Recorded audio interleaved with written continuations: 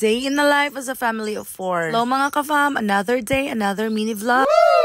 Kanidi ay nga mini vlog mga ka-fam, update ni kagahapon sa audition ni Chinchin. First time din ni Chinchin mga ka-fam no nga mo appeal og audition sa modeling. Akong barkada ang ni-contact sa kuhaan nino kay paapilon lagi daw akong anak niya. Nagtuo ko nga modeling na siya diretso og sa dihan. Kuan pa man di ay audition. Kay lagi supportive man ta nga pagkamama. Aw abti kaayo tagkuyugan dayon nato no padulong og Insular Hotel. Bali sa Insular Hotel di ni nga event mga ka-fam, audition siya para sa brand modeling.